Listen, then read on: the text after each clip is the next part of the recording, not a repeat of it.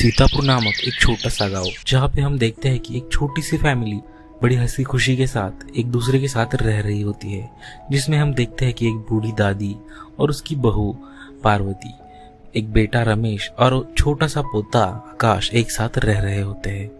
सभी लोग एकदम खुशी से रह रहे होते हैं। एक दिन हम देखते हैं कि पार्वती आकाश की जिद की वजह से मिसल पाव बनाती है। जब पार्वती मिसल पाव बनाती है तभी घर में बैठे सभी लोग खाने का इंतजार कर रहे होते हैं, क्योंकि पार्वती जैसी मिसल पूरे घर में क्या पूरे गांव में कोई नहीं बना पाता था। इतने में आकाश बोलता है, मम्मी मम्मी मिसल तैयार हुई कि नहीं, मुझे बहुत भूख लगी है। उसमें दादी कहती है, अरे रुको बेटा, तुम्हारी माँ बना रही है ना मिसल। थोड़ी देर में हम देखते हैं कि वहां से पार्वती सबके लिए मिसल लेके आती है। जैसे ही वो मिसल लेके आती है सबको मिसल बहुत पसंद आती है। उसका पति बेटा सब उसकी बहुत ज्यादा तारीफ करने लगते हैं। इतने में आकाश वहां से उठकर चला जाता है और कहता है कि दादी दादी, मम्मी है ना इतनी अच्छी मिसल बनाती है, अगर उसने मिसल बना के बेची तो हम कितने अमीर हो जाएंगे। अब हम देखते हैं कि दादी पुराने विचारों वाली होती है, यानी कि घर की बहू बाहर जाके काम कर रही है उसे बिल्कुल भी पसंद नहीं होता। तो इसने में दादी का सर घूम जाता है। वो बोलती है कि नहीं नहीं, भगवान की दया से मेरा बेटा बहुत अच्छा काम करता है, कमाता है, मेरी बहू को बाहर जाके काम करने की कोई जरूरत नहीं है।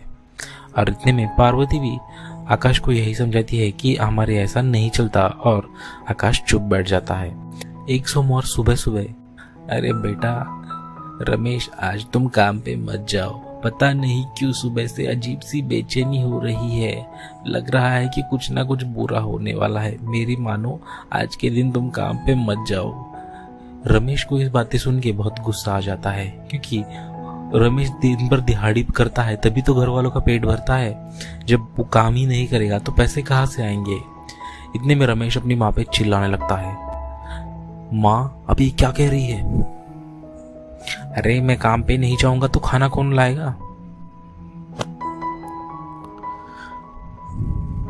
अम्मा तुम बड़ी। एक दिन रमेश काम से वापस आ रहा होता है।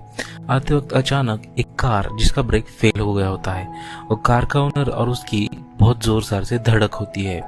धड़क इतनी बेकार होती है कि रमेश को सीधा हॉस्पिटल में एडमिट करना पड़ता है। जब रमेश को हॉस्पिटल में एडमिट किया जाता है तो डॉक्टरों से घर वालों को पता चलता है कि इसे ठीक होने में कम से कम 6 महीने लगेंगे, यानी 6 महीनों तक रमेश कोई काम नहीं कर पाएगा।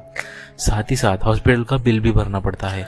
यहाँ घर पे हम देखते हैं कि छोटा आकाश दादी से जिद कर रहा और पूछ रहा होता है कि दादी दादी क्या हुआ, आप सब लोग इतने उदास क्यों हो, और मुझे सुबह से किसी ने खाना क्यों नहीं दिया, मुझे बहुत भूख लगी है। अब छोटे आकाश की ये बातें सुन दादी की आंखें भर आती है। दादी क्या बोले क्या ना बोले उसे कुछ समझ में नहीं आता। ये छोटी उम्र के बच्चे को मैं क्या समझाऊं कि उसके पिता की हालत हॉस्पिटल में क्या है। वही दूसरी ओर ये सारी बातें पार्वती ने सुन ली होती है।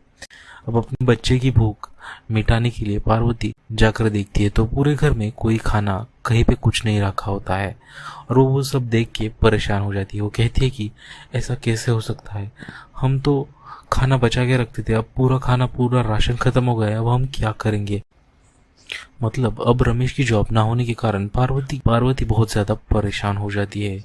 दूसरी ओर हम देखते हैं कि पार्वती जाकर दादी से बात करती है और दादी को बताती है कि घर का सारा राशन खत्म हो गया है, अब मुझे नहीं पता कि हम क्या करेंगे, हमें घर में खाना नहीं है, छोटा आकाश भूखा है, हमें कुछ तो करना पड़ेगा। दादी क्या करें, मुझे बताइए दादी, मुझे कुछ समझ में नहीं आ रहा। यहाँ पर दोनों की आंखें भर आती है। दादी भगवान को कोसती हुई कहती है कि हम गरीबों के नसीब में ही क्यों करता है रे तू, वहाँ पे अमीर लोग खुशी खुशी अपना सारा गुजारा कर रहे हैं, छोटा सा परिवार गाँव में सुखी रह रहा है, ऊपर वाले से वो भी नहीं देखा जाता। और भगवान को कोस कर रोने लगती है। थोड़ी देर में ये सारी बातें होने के बाद दादी उसे कहती है कि जा अपनी देवरानी से जाके मदद ले ले, मुझे पता है, मदद ले ले। उस पर पार्वती कहती है, दादी लेकिन क्या वो हमारी मदद करेंगी? तो दादी कहती है, हाँ उसे मदद करनी पड़ेगी, अगर इस वक्त में वो काम नहीं आएंगी तो किस काम के हमारे वो रिश्तेदार ही, वो तो मेरा बेटा ही है ना, उसे तो अपने बड़े भाई की मदद करनी होगी ना। अब ये सारी बातें सुनकर इमोशनल हुई पार्वती पार्वती जंगल के रास्ते से अपनी देवरानी के घर चली जाती है। हम देखते हैं कि उसकी देवरानी यानी कि सुधा काफी अमीर घर की होती है। सुधा के घर ही उसका पति यानी दादी का बड़ा बेटा भी रह रहा होता है और ये दोनों वहां पर बड़े ऐशो आरामद की जिंदगी जी रहे होते हैं।